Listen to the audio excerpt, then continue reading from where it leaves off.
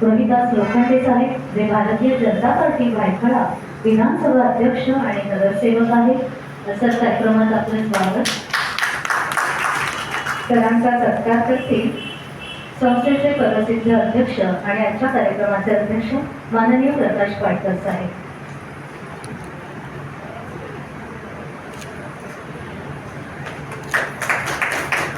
रोहिदास लोखंडे साहेब वेळात वेळ काढून, खरं तर आज मराठी भाषा दिन आहे, सर्वत्र मराठीचे वारे वाहू लागलेले आहेत. आज दिवसभरात कोणी असं नाहीये की कार्यक्रम होत नाहीये. आज दिवसभर कार्यक्रमांची चंगळ आहे. पत्रकार संघाचं 25वे वर्ष आणि आज मराठी भाषा दिनानिमित्त कवी संमेलन शेरोशाहीच्या कार्यक्रमामध्ये मला आपण या ठिकाणी बोलवलं. त्याबद्दल या संघाच्या अध्यक्ष आदरणीय प्रकाश पाटकर यांचं मी अत्यंत आभारी आहे. आता माजी शिक्षण अधिकारी जीवा केळुसकर, तसेच अंगार राणेताई, सुरेंद्र शेट्टी, शशिकांत सावंत, अशोक भोसले, पूजा काळे आणि समोर दर्दी मंडळी, गर्दीची मंडळी नाही, दर्दी मंडळी. मगाशी तुम्ही उल्लेख केला की संख्या कमी जास्त तर बघायचं नाही, परंतु ज्यांना या भाषेविषयी आदर आहे, कार्यक्रमाविषयी आदर आहे, ज्यांना प्रेम आहे, प्रकाशजींबरोबर असणारी मंडळी, तुमचं भाषण ऐकायला आलेली मंडळी, ती सगळी दर्दी मंडळी आहे. आजच्या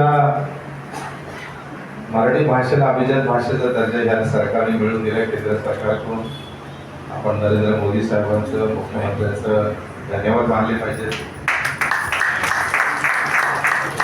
आणि सरांनी सांगितल्याप्रमाणे मराठी खूप गोड आहे, ती चांगली भाषा आहे. आपण ज्यावेळेला एकमेकांशी संवाद साधतो, आता सरांनी मगाशी सांगितलं अमेरिकेला जाऊन आले, पण आपल्या मुंबई शहरातला माणूस जगाच्या कोणत्याही देशामध्ये गेला आणि मुंबईकर म्हणून त्यांनी सांगितलं तर खूप आदर वाटतो प्रत्येकाला, तिकडच्या लोकांना अभिमान वाटतो, आपल्याविषयी प्रेम वाटतं. पण आपण माणसंच फक्त मराठी भाषा नाहीत, आपण चांगली दिसणारी, चांगली राहणारी, सुसंस्कृत, व्यवस्थित बोलणारी. शेवटी आपल्याला काय करायचं, आपल्याला ज्याच्याशी संवाद साधायचा त्याच्याशी चांगलंच बोलायचं. दोन गोष्टी आपल्याला चांगल्या बोलल्याने समोरच आपल्याशी प्रभावित होतो, तो आपल्याशी चांगलं बोलू लागतो. आणि हे भाषेमध्ये बरंचसं आहे. मराठी भाषा वळवावी तशी वळते सुद्धा, परंतु ती एवढी चांगली आहे की आपल्याला कदाचित कुठल्या इतर भाषांबद्दल आपल्याला बोलायला सांगितलं तेवढं आपण बोलू शकणार नाही, पण मराठी भाषेविषयी आपण चांगलं बोलू शकतो.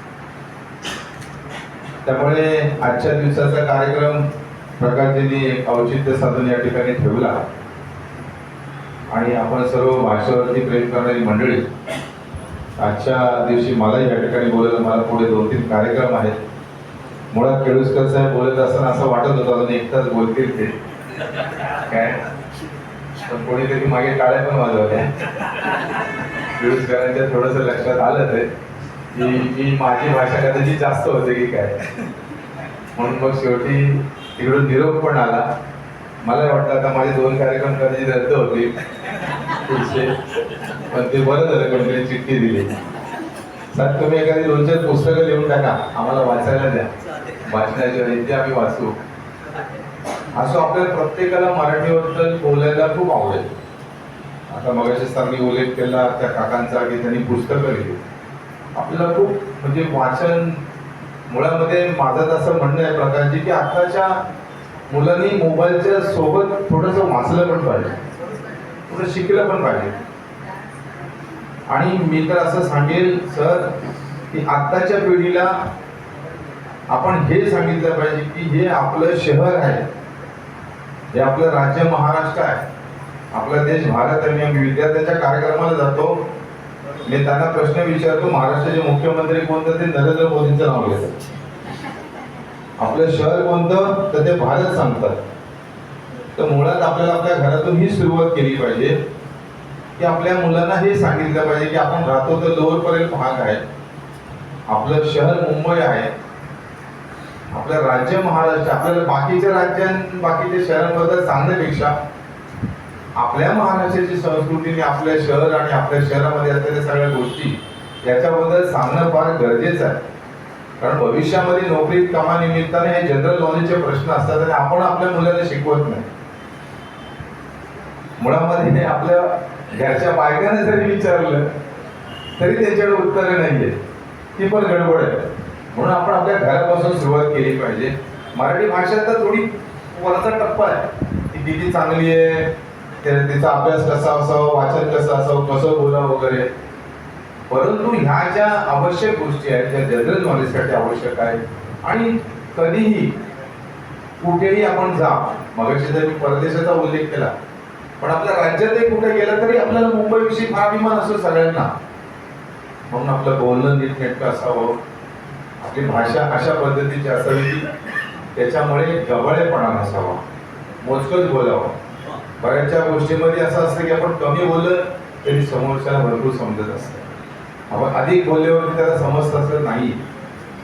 त्याच्यामुळे मी एवढंच या ठिकाणी सांगेन, अधिक न बोलता पुढे वक्ते पण असतील. आपण आपल्या भाषेवर प्रेम करा, आपल्या राज्यावर प्रेम करा, आपल्या शहरावर प्रेम करा, आपल्या देशावर सुद्धा प्रेम करा. आपला भारत देश खूप महान आहे. भारतावरती आपण अमेरिकेचं गुण गात बसणार, लंडनचं गुण बसणार, इंग्लंडचं गुण गात बसणार नाही. आपल्या भारताचे गुण आपण गायले पाहिजे. भारताविषयी अभिमानाने सगळ्यांना सांगितलं पाहिजे. भारताची संस्कृती महान आहे. आता मगाशी उल्लेख केला, महाराष्ट्र टाइम्सनी मराठी भाषा गौरव एवढे सुंदर किल्ले तिथे पेंटिंग करत होते, छायाचित्र रेखाटत होते, सर्व विषयाची माहिती देत होती. अशा कार्यक्रमाला माहिती मिळाली तर आपण आपल्या मुलांना, कुटुंबाला घेऊन गेलं पाहिजे. कारण हे सर्व फुकट कार्यक्रम असतात, आपल्याला पैसे देऊन नाही जायचं. पण तिथे गेल्यानंतर आपल्याला जी माहिती मिळते, जे प्रॅक्टिकल नॉलेज होतं ते आपल्यासाठी फार महत्त्वाचं असतं. असो, मी आजच्या दिवसाच्या आपल्या सर्वांना खूप खूप शुभेच्छा देईन. मला या ठिकाणी बोलून माझा सन्मान वाढवला, त्याबद्दल मी प्रकाशजी आणि सर्व मराठी मुक्त पत्रकार संघाचा आभार मानेन. धन्यवाद. जय हिंद, जय महाराष्ट्र. मराठी भाषेचा माता की वंदे वंदे, जय भवानी. धन्यवाद. देणार म्हणजे आम्ही जाहिरात द्यायची.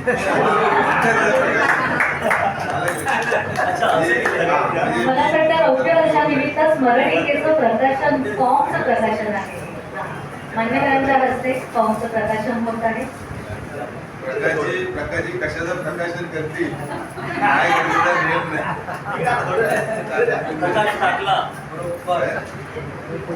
म्हणजे जाहिरातीच्या फॉर्मचं मी आयुष्यात पहिल्यांदा पुढे. चला, धन्यवाद. सगळ्यांनी इकडे सर.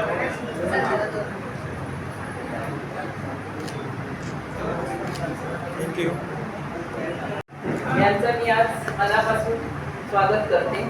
मराठी अशी भाषा आहे की प्रत्येकाने बोललं पाहिजे. आपली मायबोली आणि मुंबईची जी आपण म्हटलं तर मॅक्सिमम लोक ही मराठी बोलणारी होती. आधी विराट गाव म्हणून ते जिथे जिथे होते तिथे ही मराठी प्रामुख्याने बोलली जाईल, पिक्चर वगैरे सगळं होतं. पण आता कॉस्मोपॉलिटन लोक जास्त आल्यामुळे ते असं जाणवतं की आपण मराठी कमी पडतोय. ठीक आहे, पण तुम्ही सगळे मराठी बोलणाऱ्याने संघटित व्हा, एकत्रित व्हा.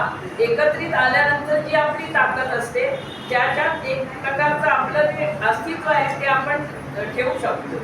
म्हणून मला सगळ्यांना तुम्हाला सांगायचं आहे की आपण मराठी जपली पाहिजे. मराठीचे संस्कार जे आहेत ते पण जपले पाहिजे, तरच आपण पुढे जाऊ शकू. कारण आज मुंबईत सुद्धा 10, 11, 12 वाजता पण एखादी भगिनी आपली जी कामासाठी बाहेर निघते ती घरात सेफ येते.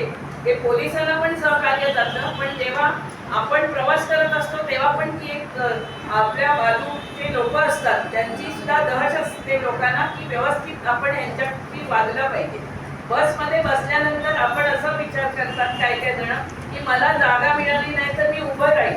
म्हणून एखादी बाई अवघडलेली असेल किंवा एखादी वृद्ध महिला असेल तर ते उठून त्यांना जागा देतात.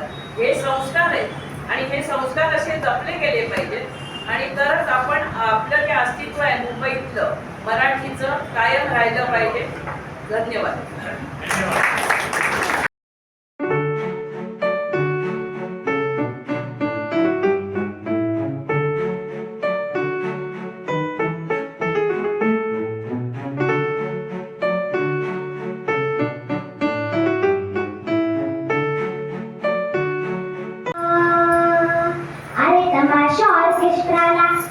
आचारसंहितेची कधी मला नाही आणि येड्यांनो कोण म्हणतं महाराष्ट्रात भारत म्हणजे लोककला नाही आले संत घरी म्हणून काय बोलून शिरवावे अहो ऊस गोड लागला म्हणजे काय मुळासहित खावा आणि फिरतीचा पाहुणा झाला म्हणजे काय फार दिवस राहावा गावचा पाटील झाला म्हणून काय त्याने गावची बुडवावा असं करू नका एकनाथ महाराज म्हणतात म्हणून तरुणांना संदेश देताना एकनाथ महाराज म्हणतात तारुण्याच्या भरामध्ये तू नको दुसरीकडे पडू तारुण्याच्या भरामध्ये तू नको दुसरीकडे पडू अरे दुपारची सावली ढळाया लागली कळल तुला हळूहळू दुपारची सावली ढळाया लागली कळल तुला हळूहळू तारुण्याच्या भरामध्ये तू नको दुसरीकडे पडू तारुण्याच्या भरामध्ये तू नको दुसरीकडे पडू अरे दुपारची सावली ढळाया लागली कळल तुला हळूहळू दुपारची सावली ढळाया लागली कळल तुला हळूहळू हो एकनाथ महाराज म्हणतात गावचा पाटील झाला म्हणून काय त्याने गावची बुडवावा पण मायबाप पहिलं कसं होतं पाटील सांगल ती पूर्व दिशा ब्राह्मण सांगल ती अमावस्या आणि नावे ठेवल तेवढ्या मिशा पहिलं होतं पण आता तसं राहिलं नाही आरक्षणामुळे पाटलाची पाटीलकी चालली प्रत्येक मोबाईल मध्ये 55 फीट आहेत आणि नावी ठेवल तेवढ्या मिशाच राहिल्या नाही का अहो गावाकडे तरी मिशा ठेवते पण मुंबई पुण्यात तर पोरगान पोरगीच मिळत नाही म्हणून देवान गेला म्हणून काय भलतेच बोलावे चंदन शीतल झाला म्हणून काय उघडून द्यावे आणि वडील रागे भरला म्हणून काय जिवेची मारावे भगवी वस्त्र केली म्हणून काय जगाची नाडावे अहो परस्त्री सुंदर झाली म्हणून काय पडेची भोगावी सोन्याची सुरी झाली म्हणून काय उरात मारून घ्यावी आणि मग मरी पैंजण झाले म्हणून काय दादा शिरीस हो बंदावी सोन्याची चप्पल झाली म्हणून काय डोक्यात घेऊन चालेल का चालणार नाही पायाची वाहन पायीच बरी बघा अलीकडे महिलांनी आपली संस्कृती सोडून दिली आहे कसं पहिलं कुंकू होतं कुंकू पण आता राहिलं नाही पहिलं बाया कपाळ भरून कुंकू लावायच्या पण आता आली टिकली टिकली तर टिकली नाही तर भुकली म्हणून मायबा कुंकू वाल्या गेल्या आता टिकली वाल्या आल्या कुंकू वाल्या गेल्या आता टिकली वाल्या आल्या बाथरूम मधल्या भिंती साऱ्या सुवासिनी हो झाल्या बाथरूम मधल्या भिंती साऱ्या सुवासिनी हो झाल्या कुंकू वाल्या गेल्या आता टिकली वाल्या आल्या कुंकू वाल्या गेल्या आता टिकली वाल्या आल्या बाथरूम मधल्या भिंती साऱ्या सुवासिनी हो झाल्या बाथरूम मधल्या भिंती साऱ्या सुवासिनी हो झाल्या हो एकनाथ महाराज म्हणतात सद्गुरु सोयरा झाला म्हणून काय आचार बुडवावा घरचा दिवा झाला म्हणून काय आळ्याशी बांधावा आणि देव भेटे म्हणून काय साऱ्या जगाशी दाखवावे एका जनार्दनी हरी हा गुप्तची ओळखावा अहो पहिले लग्न 5-5 दिवस होते 5-5 दिवस पण आता 5 तास सुद्धा राहिली नाही ती लग्न आता लग्न म्हणजे 3 तासाचा पिक्चर कसं म्हणताना सकाळी डांबून दुपारी खांबून आणि संध्याकाळी सामसून अहो रात्री लग्नाच्या काळ कुत्र सुद्धा नसते म्हणून महाराज म्हणतात माणसाचं माणुसकी नाही या कलियुगामध्ये चुकीचं होतंय काय माणसाचं माणुसकी नाही या कलियुगामध्ये चुकीचं होतंय काय बायको ठेवाना नवऱ्याचा मान सासरा बघतोय तिची बसून बायको ठेवाना नवऱ्याचा मान सासरा बघतोय तिची बसून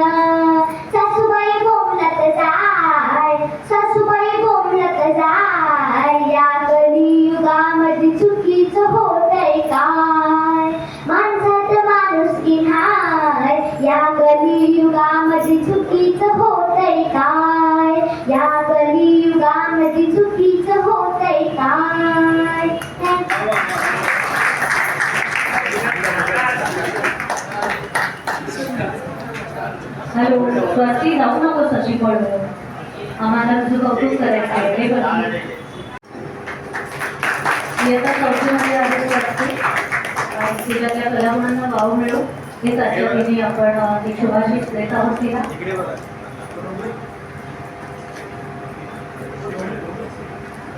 एकनाथ महाराजांची भारुडं फार पूर्वी गाजायची. आज ती भारुडं कोणी करत स्वस्तीची कला तिच्या पालकांनी अशी सर प्रदीप्त करावी अशी इच्छा बाळगते आणि त्याचबरोबर यांनी या दोघांच्या अस्तित्वाशिवाय ही संस्था उभी राहू शकली नसती व्यक्त करण्यासाठी आमंत्रित करते आणि विनंती करते आणि या संस्थेबद्दलही त्यांनी काही सांगावं अशी ही इच्छा बाळगते. नमस्कार. आज अतिशय सुंदर आणि चांगला दिवस आहे. मराठी आपली मायबोली आहे आणि आमची संस्था ही महाराष्ट्र मराठी मुक्त पत्रकार संघ ही संस्था 25 वर्षामध्ये कैलासवासी अशोकजी तोळणकर यांनी याची मुहूर्त वेळ रोवली आणि अशोकजी 2013 मध्ये आपल्यातून निघून गेले. त्यानंतर या संस्थेला उभारी देण्याचं काम आणि संस्था पुढे नेण्याचं काम कित्येक ज्येष्ठ आणि श्रेष्ठ पत्रकार, मग ते तिरपणकर असू दे, आमचे कृष्णा काजोळकर आहेत, ज्येष्ठ श्रेष्ठ असे पत्रकार या ठिकाणी नामवंत यांनी ही संस्था पुढे नेली. आता 2013 पासून ही संस्था आमच्या खात्यावर आली आणि ती संस्था कार्यकारी मंडळाच्या माध्यमातून आपण पुढे नेत आहोत. संस्था पहिलं संस्थेचं कार्य सामाजिक क्षेत्रामध्ये अन्यायाविरुद्ध आवाज उठवणे हा संस्थेचा मुख्य हेतू आहे. दुसरी गोष्ट, ज्या विभागामध्ये आपली सामाजिक कार्य आहेत त्यांना वाचा फोडणे. ज्या गोष्टी म्हणजे पहिलं म्हणजे सामान्यातले सामान्य झोपडपट्टी विभागामध्ये गटार, मीटर, लादीकरण, सुपोषीकरण अशा विषयावर आम्ही जास्त भर देऊन कित्येक लोकांना न्याय दिलेला आहे. त्यानंतर विविध उपक्रम या संस्थेमध्ये आपण घेत आहोत. आपलं स्वतःचं पाक्षिक दीपस्तंभ या नावाने चालू आहे आणि ते पाक्षिक पुऱ्या महाराष्ट्रामध्ये आपण दर महिन्याला पोहोचवतो आहोत. गेल्या महिन्यामध्ये आपण चांगला आणि सुंदर कार्यक्रम घेतला होता. नामवंत असे 50 पत्रकार यांचा आपण या ठिकाणी जाहीर सत्कार घेतला होता आणि आज हा दुसरा महिना आहे. दुसऱ्या महिन्यामध्ये खरोखर आजचा दिवस मराठी आमची मायबोली या उद्देशाने आम्ही आज मराठी दिवसाच्या निमित्ताने हा कार्यक्रम आयोजित केलेला आहे.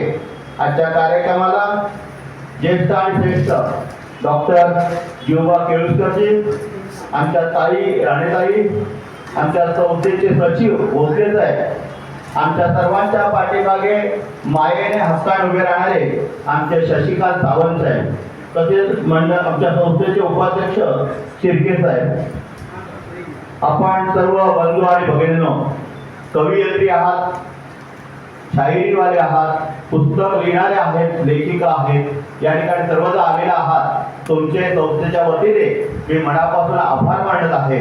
तसेच संस्थेने आता नवीन उपक्रम चालू केलेला आहे. प्रत्येकाला ID कार्ड आमच्या सभासद टोटल आता 1200 आहेत.